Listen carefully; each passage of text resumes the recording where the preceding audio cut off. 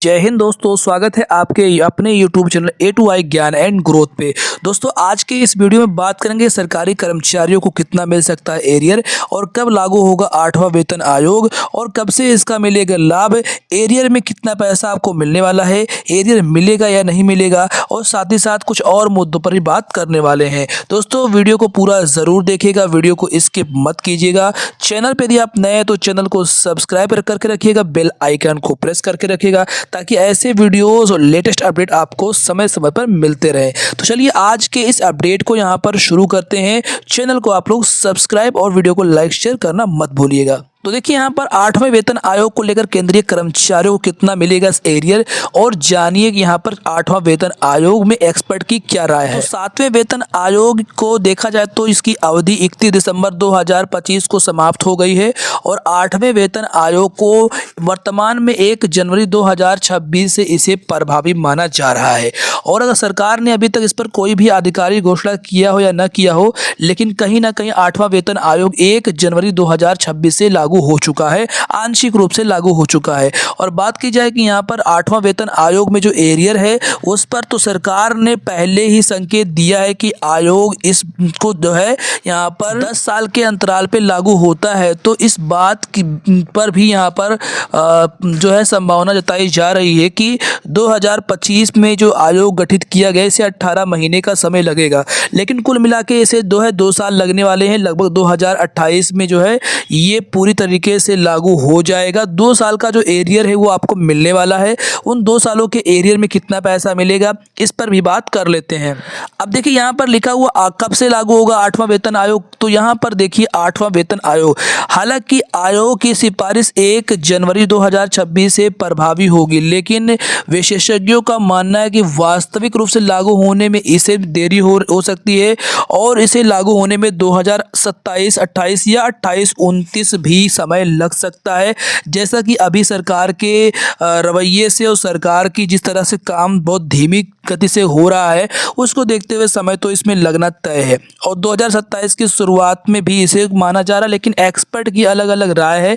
लेकिन मेरी राय है कि इसे 2028 के शुरुआत में इसे लागू किया जा सकता है। और कितना मिलेगा लाभ इस पर भी बात कर लेते हैं। तो कितना मिलेगा कर्मचारियों को एरियर, इस पर अगर बात की जाए तो अपडेट में निकल के आ रहा है कि सबसे पहला सवाल यही है कि जो देरी है इस स्थिति में कर्मचारियों और पेंशन भोगियों को कितनी यहाँ पर पैसा बकाया राशि एरियर के रूप में मिलेगी। तो यही सबसे बड़ा सवाल है आज के इस वीडियो को, जिसे आप लोग जानना चाहते हैं। यदि वेतन आयोग मई 2027 में लागू होता है तो कर्मचारियों को जनवरी 2026 से अप्रैल 2027 तक के यहाँ पर बीच में जो भी पैसा है वो एरियर का एक मुश्त मिलने वाला है। और साथ ही साथ यहाँ पर है कि क्या इस पर जो है टैक्स देना होगा, क्योंकि आपका सवाल होता है कि क्या ये जो एरियर मिलेगा इस पर टैक्स देना होगा कि नहीं देना होगा। तो आमतौर पर टैक्स की जो बात करें तो इस पर यहाँ पर एरियर पूरी तरह से तो बिल्कुल यहाँ पर अपडेट में जो सामने आप देख पा रहे हैं, स्क्रीनशॉट भी ले सकते हैं, बिल्कुल वो पैसा टैक्सेबल होगा क्योंकि एरियर का पैसा आपके ही उसमें वित्तीय वर्ष में ऐड होता है तो उस पर भी टैक्स लगेगा और आपको टैक्स देना पड़ेगा। तो यहाँ पर कुल मिला के सरकारी कर्मचारियों के लिए एक बहुत बड़ी अपडेट है, खुशखबरी है एक तरीके से कि 8वां वेतन आयोग जो है 2026 से जो चल रहा है 1 जनवरी 2026 से आंशिक रूप से प्रभावी है। सरकारी कर्मचारियों को एक मोटा एरियर के रूप में आपको पैसा 2028 से मिलने वाला है और इसके साथ ही साथ यहाँ पर जो आपकी सैलरी बढ़ रही है उसमें फिटमेंट फैक्टर भी सरकार अच्छा खासा फिटमेंट फैक्टर 1.94 से लेकर 2.60 तक दे सकती है। प्रबल संभावना है कि सरकार 2 के आसपास फिटमेंट फैक्टर रखेगी, क्योंकि ए टू आई ज्ञान एंड ग्रोथ पे आपको फालतू का फिटमेंट फैक्टर नहीं बताता हूं, मैं बिल्कुल रियल और ऑथेंटिक बता रहा हूं, क्योंकि यहां पर इस बात में दम है। क्योंकि जब तक यहां पर सरकार 8वां वेतन आयोग लागू करेगी पूरी तरीके से तब तक आपका जो ये डीए है वो 74% पहुंच जाएगा और उस आधार पर आपका आपका बेसिक फिटमेंट फैक्टर 1.74 हो जाएगा। सरकार इसमें 20% का भी ग्रोथ देती है, तो आपका जो सैलरी है वो कहीं ना कहीं फिटमेंट फैक्टर 1.94 होने की पूरी संभावना है।